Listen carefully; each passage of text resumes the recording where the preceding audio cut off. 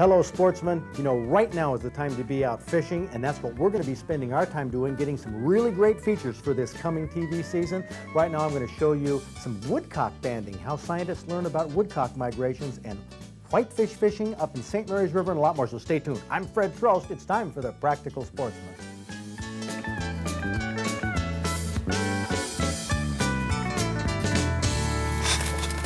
Okay. All right, good job, Andy. You got it? Go on up. Right ahead. Oh, there's another one. There's a small. Oh, here's a whole brood. Whole brood. We just flushed a young brood of woodcock that hatched out a little over 2 weeks ago.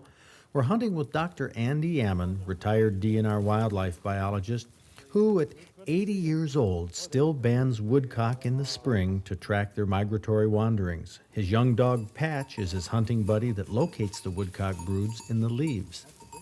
Your English setter can't be an average English setter. I mean, many hunting dogs, upon coming across even a bird that would hold, or chicks especially, you know, would pounce on them or play with them, wouldn't they? If they don't move, they're supposed to. Any pointing dog is supposed to hold. Hold on a bird that doesn't move, and that's why woodcock is such a good subject. That hen and all those chicks will freeze. Patch appears to be on point, but his wagging tail says he's not sure. The bird was there recently, but it must have moved. These unproductive points are common in the spring because woodcock walk with their broods all over, leaving scent everywhere. We find a recently vacated nest, probably hatched within the past day or two. 4 eggs are most common, but this one had only 3, and the young chicks had to be close by. Patch is hot. He knows there's birds around here someplace. There's the point. No, wait, well, back again to check that strong scent.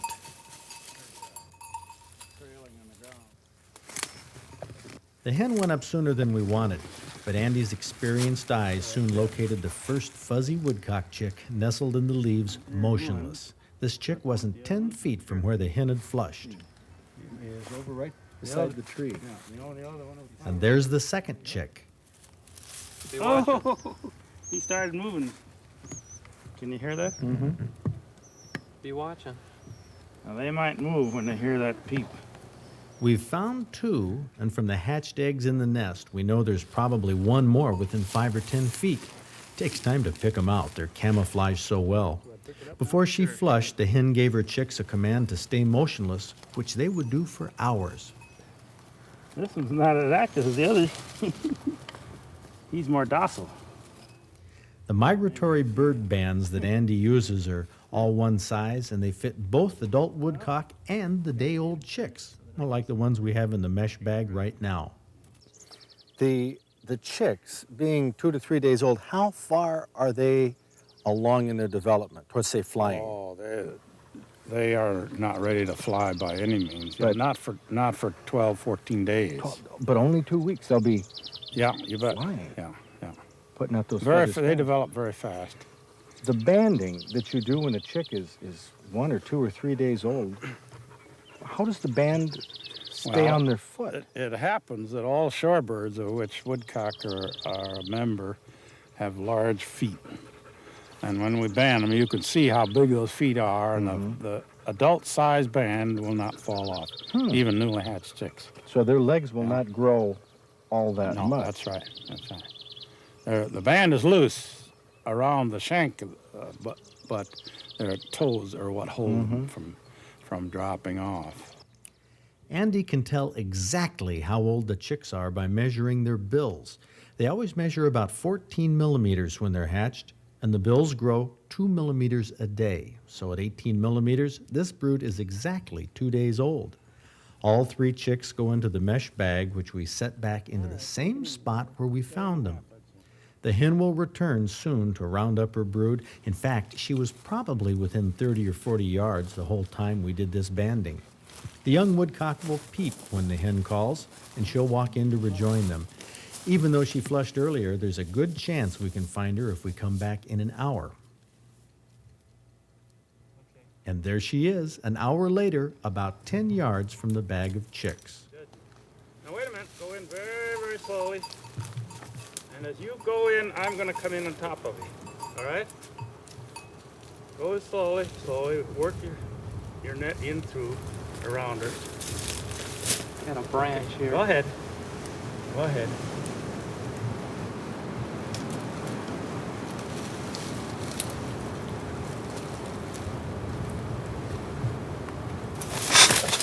Okay. All right, good job, Andy. You got Go her? on up. Grab her. Where did the woodcock winter?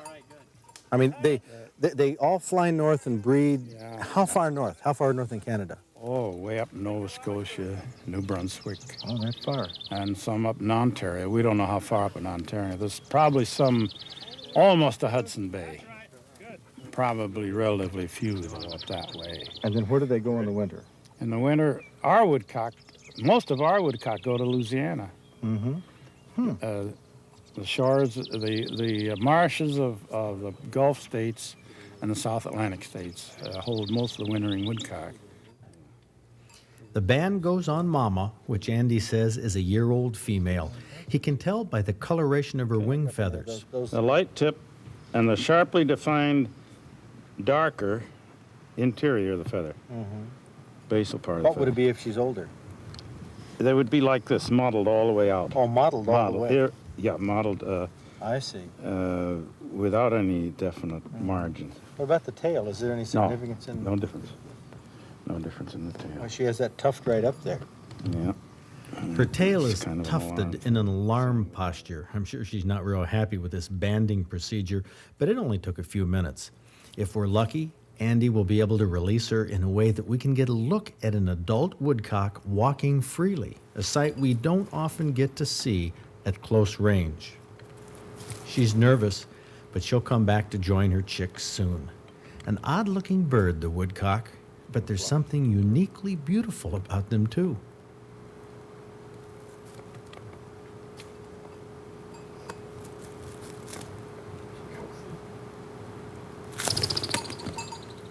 In 11 days, these woodcock chicks will be feathered and flying. Because of this extremely fast growth and their protective coloration, the survival of young woodcock is among the highest of any game bird. The ribbon in the tree marks the spot that Andy Ammon banded the brood that now disappears once again into the camouflage of the forest.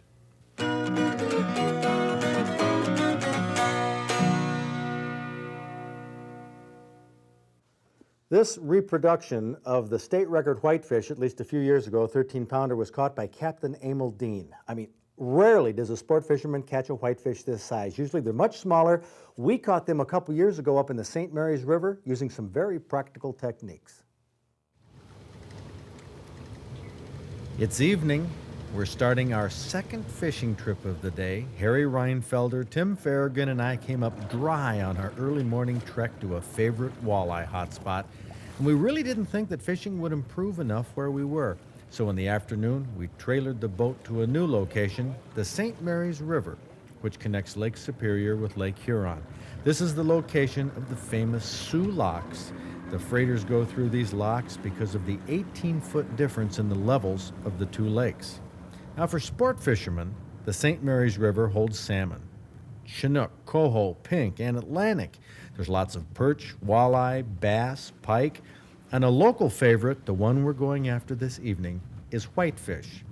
Of all the electronic equipment you might want for fishing a river like this, the main one would be a depth finder. It doesn't have to be a graph. A flasher can show you the channels and drop-offs and that 22-foot water that we're looking for. An anchor is another necessity. You fish for whitefish in one location, find one hole and work it. It's important to fish in one particular spot. Okay, give it about maybe 10 extra feet. This particular spot can be one of your own making. The technique is called chumming.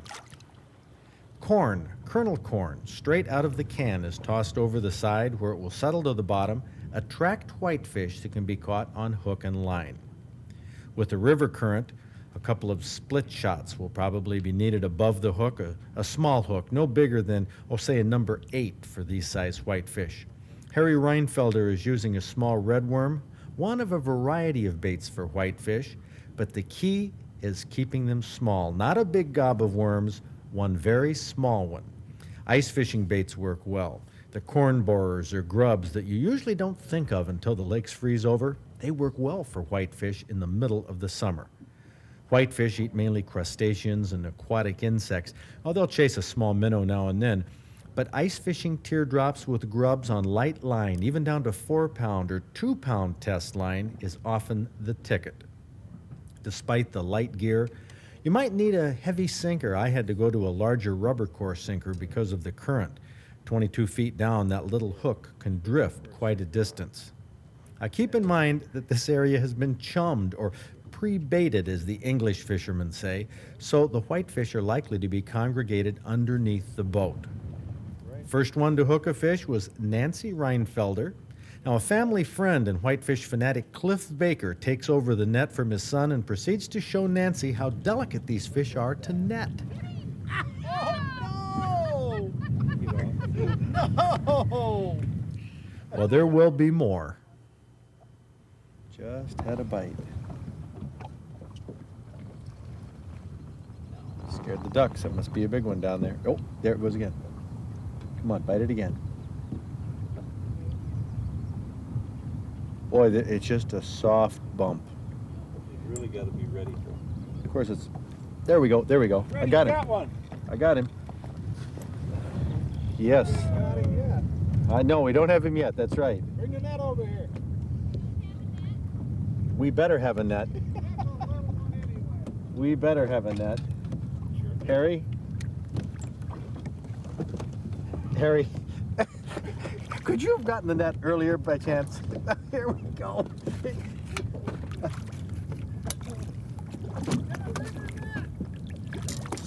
There we go. Oh, I'm very pleased. Oh, that's great. That's my first whitefish. Never caught a whitefish before. No, I haven't. So I'm quite excited about this. This fish is cold. It must be cold down there. Well, whitefish pretty much stay on the bottom, except when the mayflies are hatching. They'll come to the surface to feed at that time. Their mouths look deformed. They don't hold a hook well. They're not tough, which is why ultralight tackle is the most effective for both hooking and battling whitefish. I'm amazed at how well that fought. I mean, that really put up a good tussle for a small fish, but of course this is ultralight, 4-pound test. But that's the rig right there. I'm gonna go back and try, maybe I should put a new grub on. Put that teardrop in that little weight. Now I'll try this grub again. Try it again. Of course, you know, on the other hand, for all the time you spend going out fishing, now I'm gonna put a new grub on. I mean, for the cost of a grub. Harry, hand me a grub, please. Yeah, well, think about the cost of bait. How little it is, really, compared to the cost of your entire fishing trip. Fresh bait is a bargain. So buy plenty and use it. That's what you're there for. There we go. That ought to do the job. Oh, I have a lot more optimism right now. But they bite very, very lightly, and as soon as you feel the tap, you have to set the hook and set the hook lightly, too.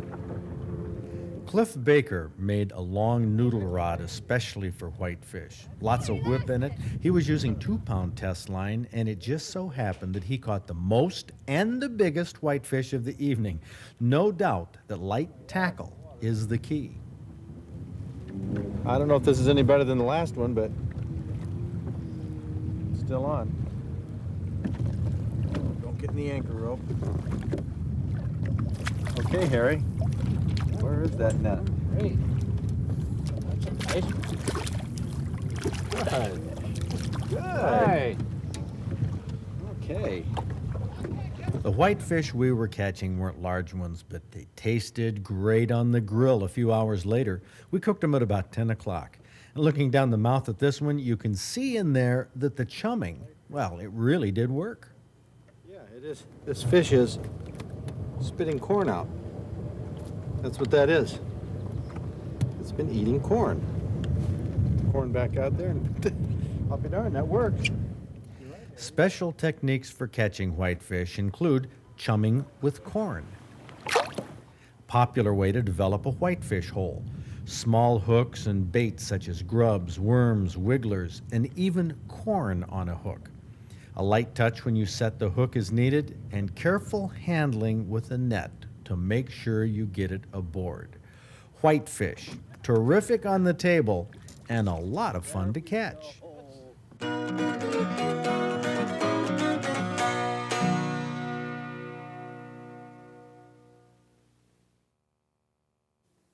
Venison burger, what do you do with it? Some people put pork sausage or pork fat or beef fat in with the venison. Some people just use the venison fat itself. But Kimberly Stiglick-Myers from Pawpaw has a recipe which is outstanding. You use onion soup mix, cracker crumbs, and beaten eggs to mix in with venison burger. Now, this is her grandma Backhouse's special meatballs, it's called, and she entered it in our cook-off in 1990. It's a classic recipe. So you mix the three first ingredients together, the onion soup mix, and that's cracker crumbs, and beaten eggs with venison sausage. So you form this into some small meatballs.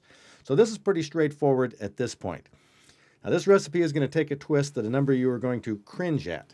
Cranberry sauce. Okay, cranberry sauce with meatballs. Hey, we are not done yet. Grandma Backhouse added sauerkraut of all things. You drain that sauerkraut, put about a cup in. We also put barbecue sauce, that's right, and brown sugar. Now, I mean, this concoction sounds, well, I don't know how it sounds to you, but it sounds a little strange to me. But you pour that concoction of sauerkraut over the meatballs, put it in the oven for about an hour. John McKenzie and our chefs at the cook-off tried these meatballs when they were done. I tell you, they look good, but how does this taste? I thoroughly enjoyed both items. The ladies both said that they were easy prepared, but I know it's very hard to make that pheasant smooth, and a meatball out of venison, it is a little drier. I think they both did an excellent job.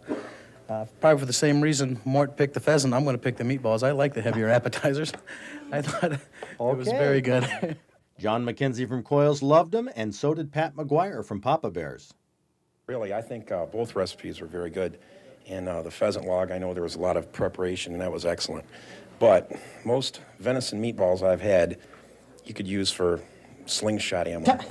And I just think that, these are wonderful. I've got to go with meatballs. With they the were great. meatballs. Yeah. Okay, hey, it was a tough-fought contest. Congratulations, Kimberly. Thank you. Golly.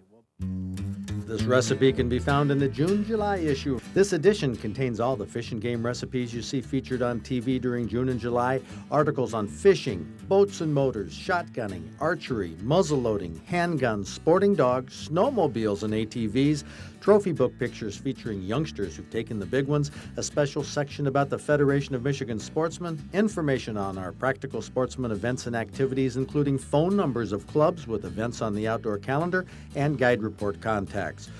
Charlie Keenan was told through the grapevine about that recent die-off of steelhead in a state fish hatchery. Now, we have no official confirmation from DNR management, but then again, DNR management won't talk much to Charlie or I, especially for television. Now, this word came from employees. We'll just leave it at that. Now, mistakes happen to everybody in every business, but in a DNR fish hatchery, it's much more serious because they raise so many fish altogether. Now, private fish grower Kyle Randall has been battling with the DNR and appealing to the legislature for several months to put fish propagation out on private contracts. Now, not only would this cost sportsmen less money, but raising smaller numbers of fish in more hatcheries would be safer from these big disasters that have lost up to 90% of a year's plant for a species. Now, in light of this recent die-off, come on, DNR, get practical. Contract out with some private fish growers. Government isn't the best way to do everything. That's my opinion. Right here we have from Dan Sabaski. He wrote me a letter. He says, my mother found this wooden image at a local yard sale. I don't want to imply that it resembles a television personality. I'll let you draw your own conclusion. Anyway, we just wanted you to have it. All in good fun. Best wishes on your new program. The Michigan Sportsman needs a voice like yours on our side. Well, thank you, Dan from Scottville. We'll put this right here in the museum. My little co-host buddy here. Get outdoors if you can. It's a great place to be. Don't you agree? No, he didn't say much. See you next week. Instead of trolling, so the fish is moving the same speed as the boat. And what makes it nice is when you can get a light rod like that with a good feel on it, and you start picking.